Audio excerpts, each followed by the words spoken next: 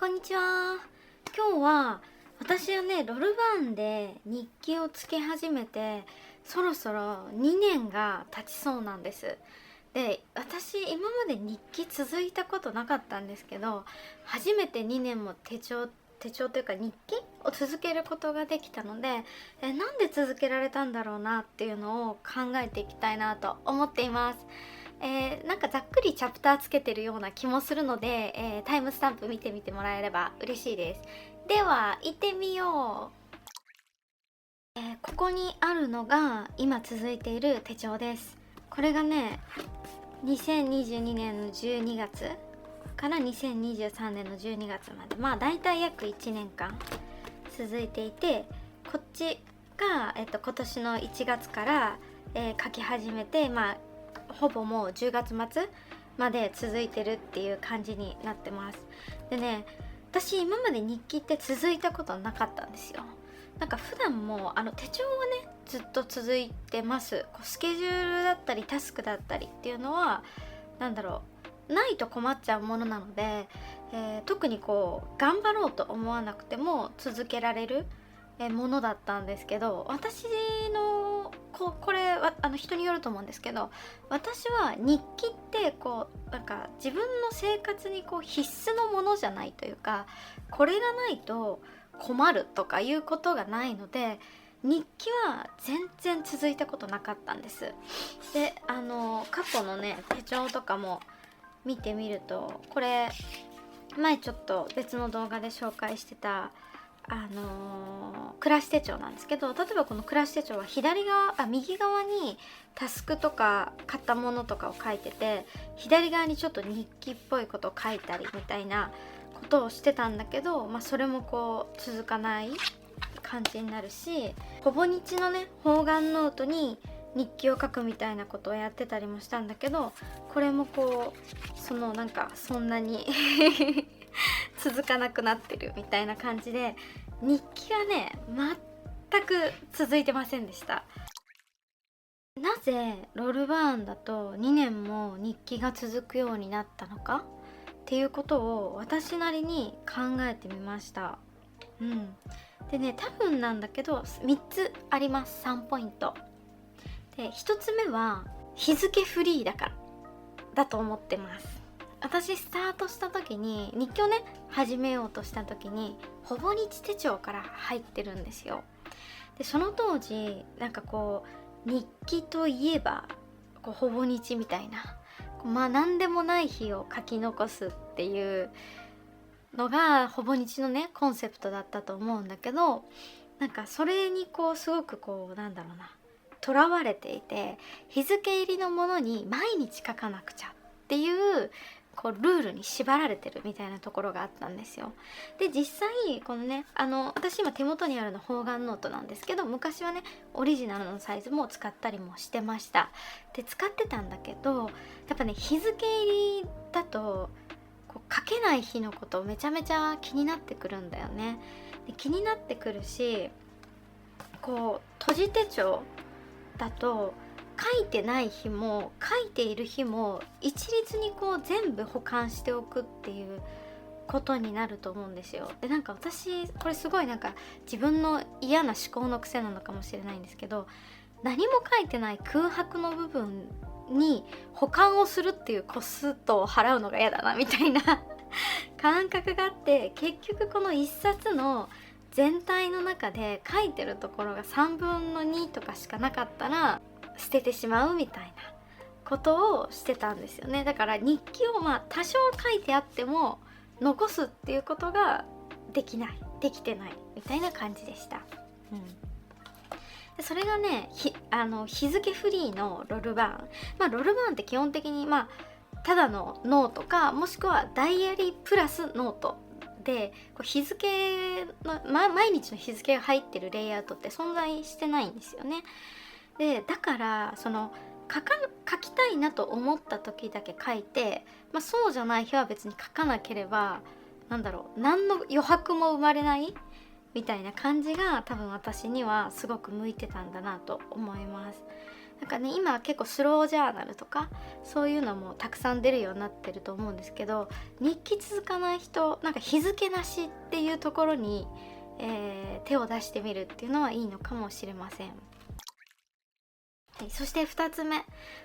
はね、サイズが合っていたっていうほんとただシンプルな感じなんですけど、サイズが私にすごく合ってたなと思います。私はこのロルバーンの L サイズを使うまでっていうのは結構小さい手帳にこだわってたんですよ。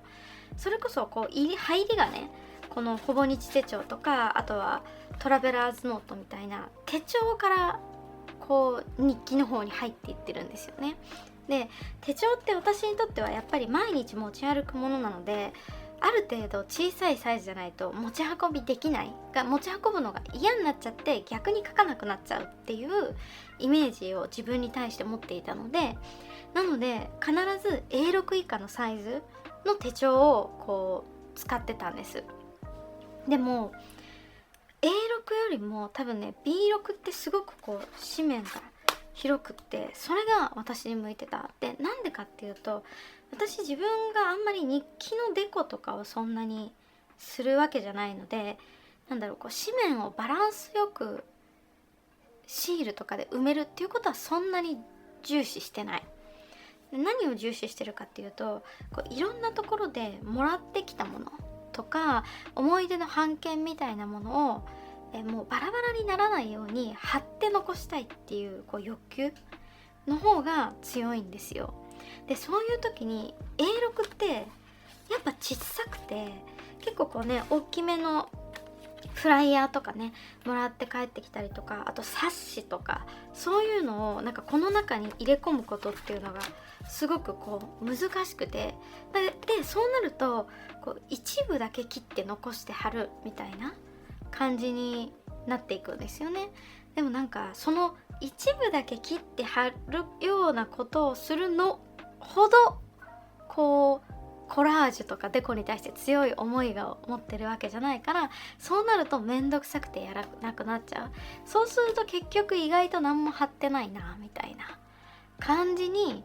こうなっちゃって、なんかその日記の完成度が自分の中で満足いかなくなっちゃうみたいな。私にとっての日記の完成度ってこう文字でたくさん埋まってて思い出のものが貼ってあるっていうことなので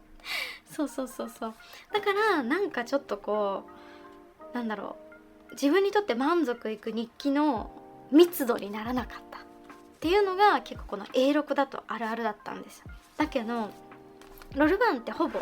ロルバーンのポケット L サイズはほぼ B6 サイズなんですけど、なんか B6 になった途端に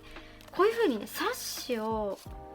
挟んでおけたりとか、結構こういう大きいフライヤーとかもある程度全面を見せたままこうペッて貼れるっていうのがこうあって、あとはチケットのね版権とかもフルで貼れるし、そういうのもなんか自分にはこのサイズがあって、ちょうどいい収納力というか、もう全部何も考えずパッって貼っちゃって事足りるようなサイズ感、余白量、包容力みたいなものがあって、それが自分にすごくこのロルバーンは合っていたなと思います。3つ目がとにかく日記なんだけど家置きにしなかったっ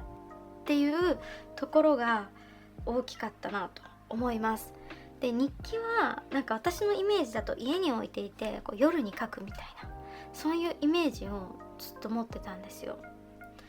なんだけどなんか実際家置きにしちゃうと、私日記ってあんまり書かないなみたいな。なんかわざわざ手帳タイムっていうのを毎日取ることがちょっと私の生活のスタイルだと難しくって、だからなんかこう空き時間に書けるみたいな、そういうのが自分が続けるということにおいてはすっごく大事だったんです。で、私今ねこの持ち歩いてるのはこのトラベラーズノートなんですけど、その中にこのロルバーンのもう用紙自体を挟んでしまっていて、ここで日記を書いてるんですね。で、ここに日記を書いて、こっちの今使ってる B6 のねこのノートに挟んでいくっていうような感じで使ってるんです。もちろんいろいろ貼りたいとかがっつりやらなきゃいけない時はデスクでねきちんとやりますけど、でね、今はこのトラベラーズノートに用紙を挟むっていう使い方をしてるんですけど、このねトラベラーズノートに行く前はそもそも持ち歩きのノートも手帳もロルバーンにしてたんですよ。それがその時の名残のやつなんですけど、でこのロルバーンにどういう風に使ってたかっていうと、完全にねもうほぼ今使ってるトラベラーズノートと同じで、最初にロルバーンダイアリーについているマンスリーが入っていて、そこからこの一部のねこのインデックスを使って一部は、仕事のメモのために使う。でその次のインデックスのところはプライベートの中身に使って、で最後の後ろ側から、思い立った時に日記を書くみたいな感じでやってました。だから結構同じ日の日記でも朝に書いてる気持ちと夜に書いてる気持ちとで全然違う話してたりとかみたいなこともあるんだけど、そういう風にとにかく毎日持ち歩くっていうことをやってました。でそれもロルバーンだからこそこのルーズリングでね差し替えしやすかったので、ここでも書いた日記をもうすぐに取り外して別のロルバーンの方に家置きのねロルバーンの方に移してってすると、持ち歩くこともそんなになんていうの、重量がめっちゃあるわけじゃないからストレスなく持ち歩けたっていうのもすごく大きくて、なんかそこで日記を書くという習慣が自分の中に身についたなと思っています。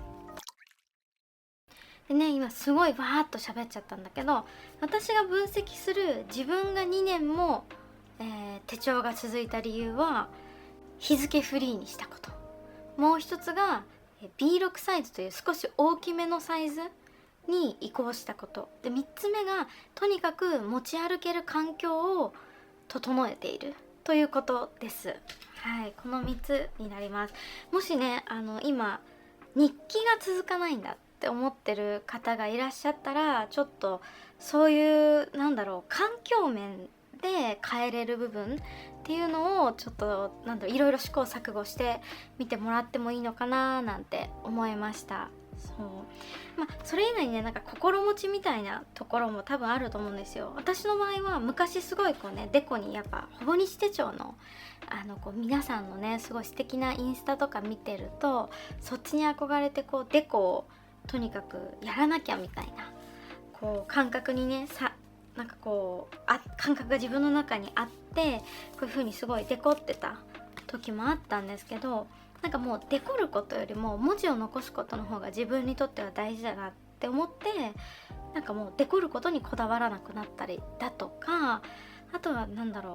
綺麗に書くことをもうやめる。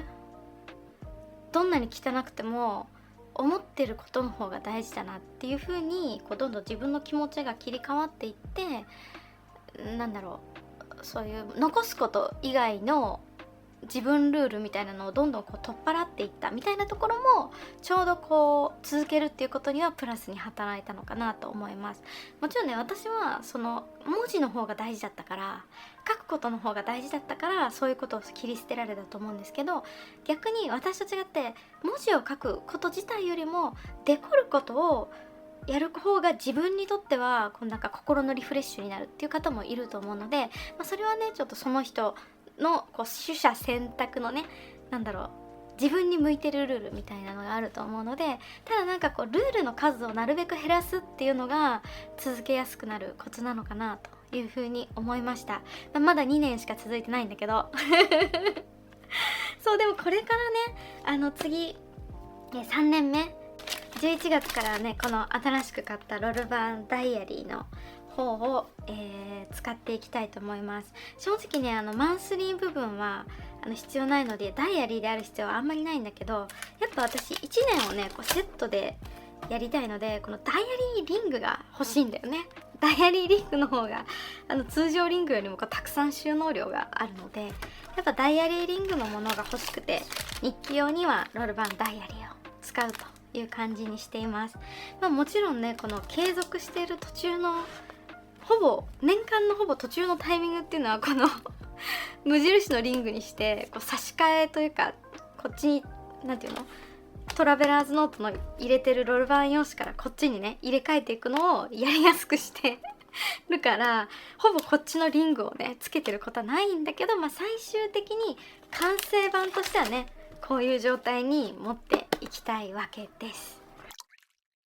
というわけでちょっとねダラダラ話しちゃったところもあるかなとは思うんだけど、せっかく手帳が2年続いたので、自分にとってのね節目としてもこの動画を残しておこうかなと思います。また3年目の日記続いていくのを皆さんも見守っていただければ嬉しいです。では今日はこの辺りで失礼します。バイバーイ。